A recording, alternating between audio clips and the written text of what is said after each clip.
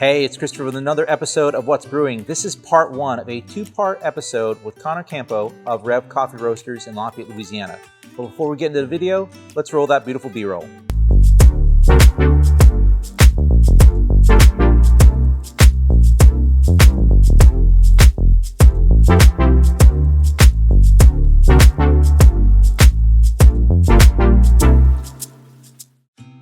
Connor, thanks so much for being here.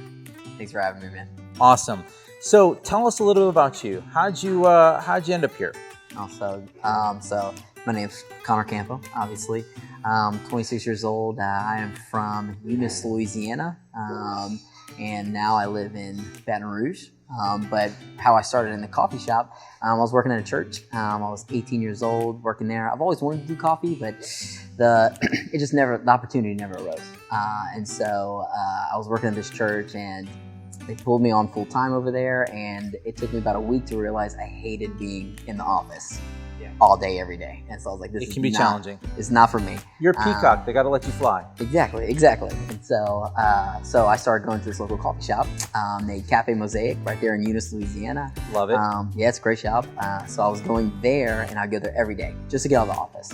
So I go there for like 3-4 hours a day. I do my work. Well, eventually they just messaged me on Facebook. It's like, yo, we need somebody for 10 hours. You mind coming in and like helping us and stuff? Like, you're here all the time anyway, you know everything. So I was like, yeah, sure, why not? So I started over there, and then that's whenever, actually our shop there was owned by Nathaniel Johnson, our owner of Reve.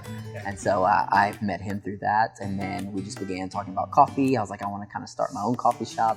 He's like, dude, yeah. He's like, I'll help you with whatever you need to do that. So we began a meeting week by week, and then eventually I was just like, dude, can I just stay with you? And he was like, bro, we'd love to have you.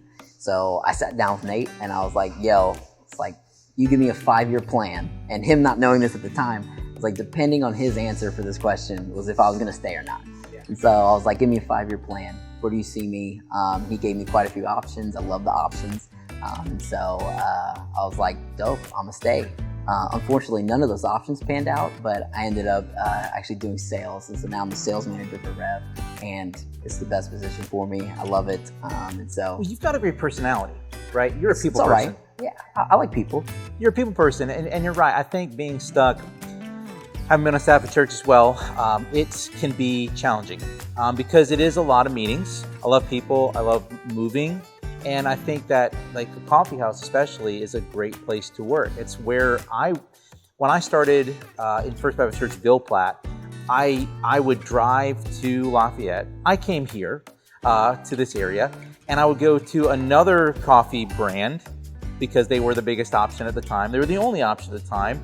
And I would sit down for hours on end because I just loved coffee shops, right? And being there was just so great, to the point that it's my hope and dream that someday I own a coffee shop. I think it's a cool place. It's Ernest Hemingway has a small little story poem called "A Clean, Well-Lighted Place." It's a little darker, but the idea is that this area that this older man came to was a place that he could come, sit, mingle, mix, be, enjoy himself. And it was clean and well lighted. And it was a place that he would go to get away from his life.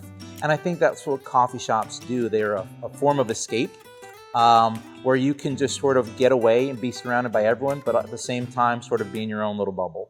And I love that. I love the idea that that's what you curate here. Plus, of course, the coffee, right? There's the atmosphere, but then, of course, there's the beverages and the food and whatnot.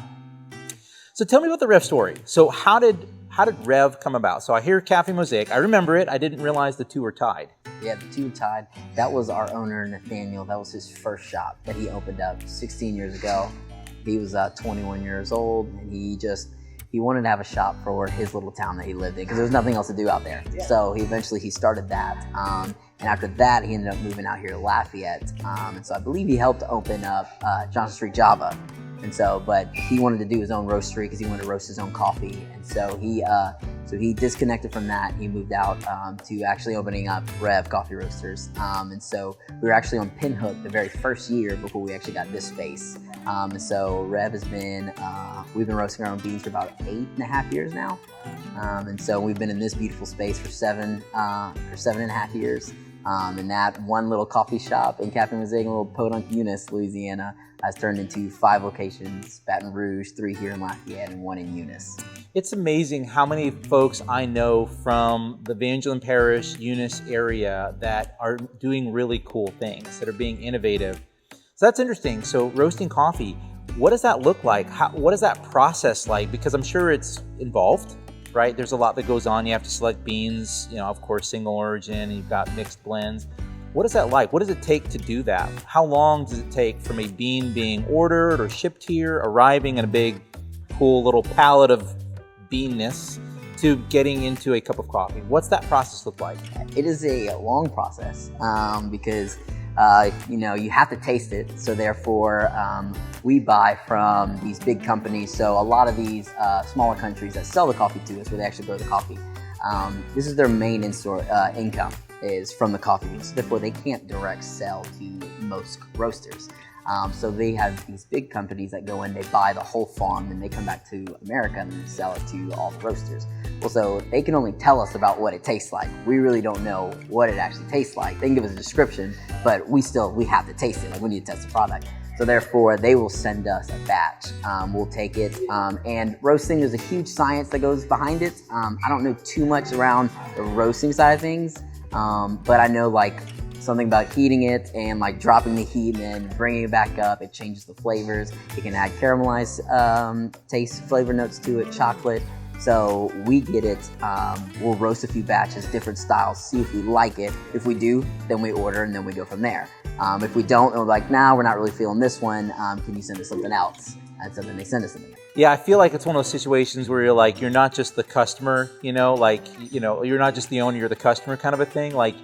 You want to make sure you're serving something that you would enjoy, and I think it's cool to hear that, because, not having your own coffee shop or having your own location and roasting your own beans, you have a lot of control on what that looks like. And I'm sure that's a very fluid conversation with your customers when they're drinking the coffee. I'm sure folks that are regulars here, which, by the way, I was here today and it was packed. I was like, I could barely get a spot, which I love. I'm sure they have lots of thoughts and give you feedback really quickly on whether something tasted good or not. Yeah. Oh, we get feedback almost immediately. We take a lot of pride in our coffee and how it tastes. And so a lot of times, especially for me personally, I care about if the person likes the drink or not. So when I make a drink and I hand it to you, my first thing is I'm staring you down, watching you walk to your seat, and I'm going to watch you. Does he like it? Yeah, I'm going to watch you take that first sip, and I'm going to just watch your face. So we had this coffee. It was a Costa Rican coffee, and man, it tasted just like blueberries. And so anytime someone would come up, I'd be like, yo, you need to get this Costa Rican coffee espresso and put it in a vanilla latte, because it tastes just like a blueberry pie. And so to make a drink like that and then watch somebody walk over to the side and then take a sip and be like, oh my God, and watch them mouth it, oh my God, it tastes like blueberries, like a blueberry pie. It's just satisfying. It's like, okay, you're doing a good job. And that's what I love about coffee is those type of scenarios. Well, one of the things that we visit Reve. We're also big fans of Hoodcraft Coffee, which serves Reve as well.